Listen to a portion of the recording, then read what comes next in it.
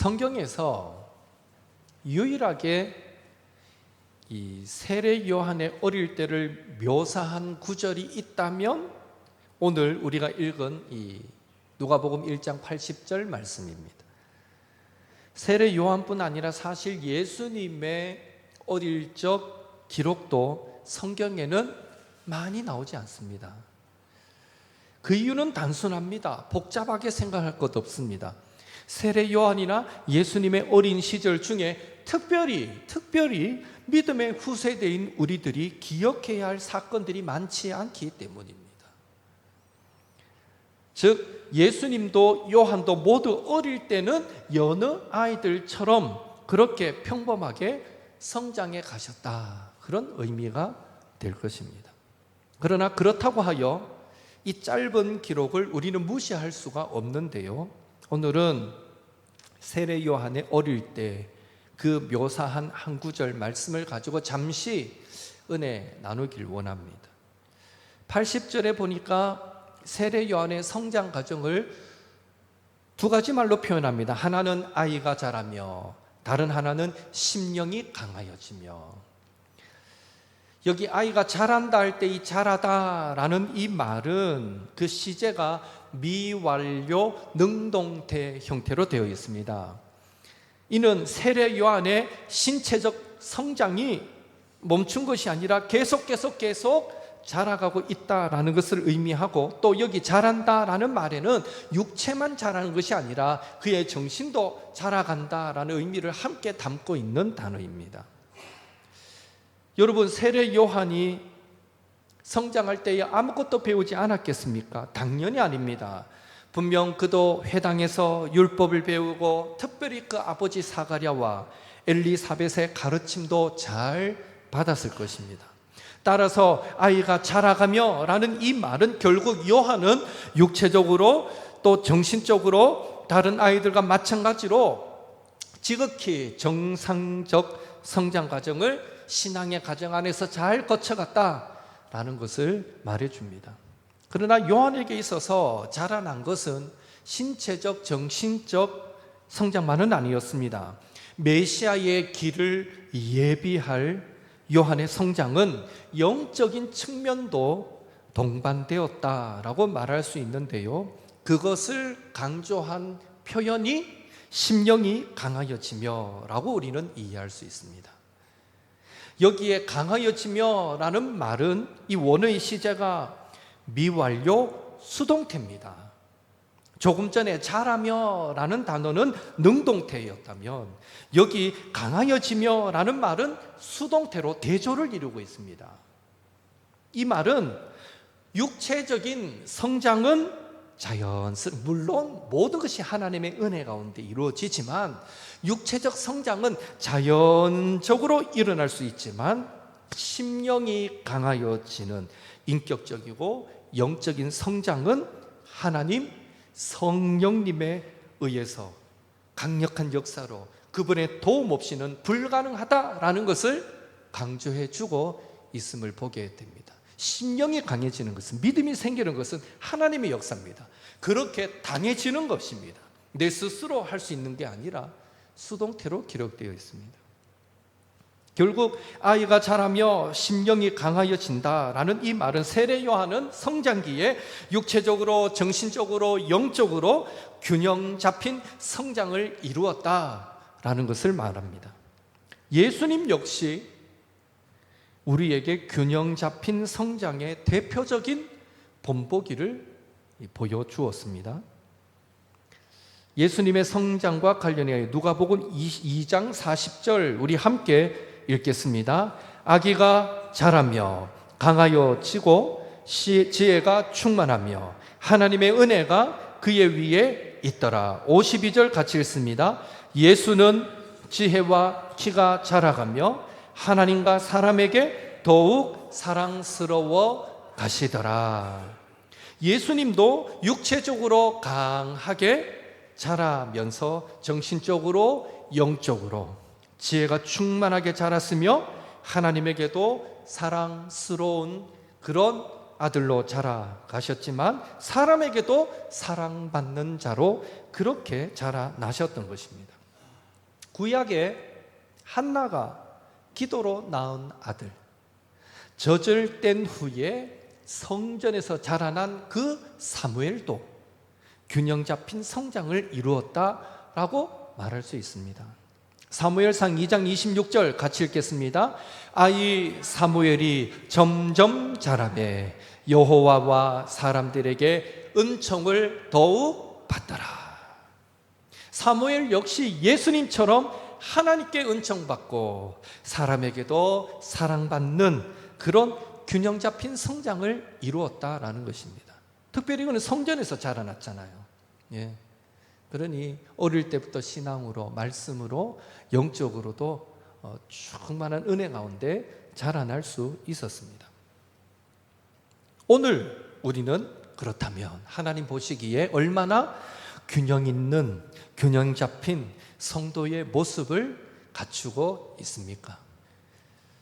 우리가 세상에서 인정받기 위해, 또 내가 일하고 있는 어떤 분야의 전문가가 되기 위해 우리는 많은 지식을 습득하려고 노력하고 수고하는 만큼 우리는 주님께 인정받는 성도가 되기 위해 얼마나 우리는 말씀을 배우고 또 말씀을 익히는 일에 열심을 냅니까? 또 우리는 말씀을 읽을 때에 그 말씀대로 순종하고 실천하며 살아가려고 얼마나 몸부림치십니까? 우리 교인들은요, 제가 간간히 이래 들려오는 얘기들 들어보면 참 아름다운 믿음을 가지신 분들이 많아요. 예. 제가 지지난주인가 우리는 남에게 해코지 안 하고 피해 안 끼치는 것만 해도 잘 사는 것으로 생각하면 안 되고, 더 나아가서 우리는 그들에게 내가 어떻게 해야 저들에게 더 선한 영향력을 끼칠까를 고민해야 된다라는 듯한 말씀을 오후 예배 때인가 제가 강조를 했었는데, 그게 셋째 주였나 그럴 거예요. 그 설교 둘째 주였나? 그 설교를 듣고 아마 그 다음 주인지 모르겠는데 기도 제목을 적어냈는데, 모 성도님이 하나님, 내가 세상에서 세상을 더 이롭게 할 수 있는 방법을 가르쳐 주시고, 이제는 내가 좀 더 적극적으로 다가가서 그들에게 선한 영향력을 끼치는 삶을 살게 해 주십시오. 그게 기도 제목으로 내놨더라고요. 그래서 참 감사하다. 함께 나눈 말씀에 또 그거 붙잡고 한번 살아보려고 몸부림치는 성도가 있구나. 얼마나 감사한지. 우리는 얼마나 말씀대로 순종하며 살려고 노력하십니까? 에베소서 4장 13절 말씀처럼 우리는 얼마나 하나님의 아들을 믿는 것, 아는 것 하나가 되어 있습니까? 혹시 예수님을 믿지만 체험적인 그런 지식이 없든지, 체험적 지식은 있는데 성경적 지식은 또 부족하든지, 성경적 지식은 많지만 구체적 실천이 부족하든지, 구체적 실천은 잘하는데 또 반대로 성경적인 지식은 부족하든지, 어느 한쪽이라도 부족한 모습으로 우리가 신앙생활을 하고 있지는 않는지 우리의 모습을 한번 돌아보아야 할 것입니다. 적어도 우리의 신앙의 모습이 요즘 성인 아이 이런 표현들 상담학에서 많이 쓰는데, 뭔가 겉은 다 성인처럼 다 자라갔는데 어느 한 부분이 아직 자라지 못해서 어린아이 같은 그런 성향이 드러나면 성인아이 같은 어떤 모습이 드러난다라고 말하잖아요. 우리 신앙도 그런 것 같아요. 균형 잡힌 성장을 하고 있는지, 하나님 보실 때 우리가 신앙 안에서 성인아이 같은 그런 모습이 있지는 않는지 우리를 자신을 돌아보아야 할 것입니다. 바라기는 예수님도 사무엘도 세례요한도 모두 육신적으로, 정신적으로, 영적으로 균형 잡힌 모습으로 자라갔다라는 사실을 기억하시고, 하나님 앞에 우리의 모습도 균형 잡힌 신앙의 모습으로 그리스도의 장성한 분량이 충만한 데까지 이르게 되기를, 그런 믿음의 성도들이 될 수 있기를 예수님의 이름으로 축원합니다. 1절에 보니까 요한은 이스라엘에게 나타나는 날까지, 즉 그가 공적인 사역을 시작하는 그때까지 빈들에 있었다라고 또 기록합니다. 빈들에 있었다. 여기 빈들은 유대 광야를 의미합니다. 사해 서쪽에 있는 유대 광야.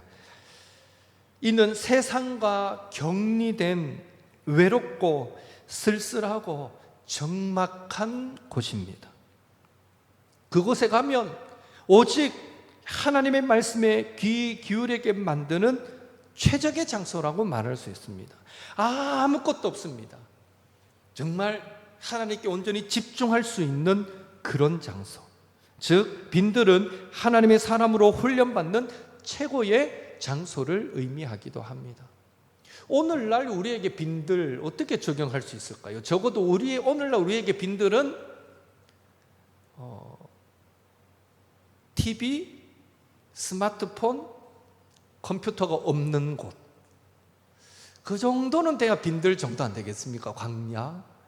핸드폰 놓고 한 이틀 지내보라 하면 요즘 아이들 금단 증세가 나타나가지고 막 불안하고 잠 안 오고 막 이러지 않을까 모르겠는데,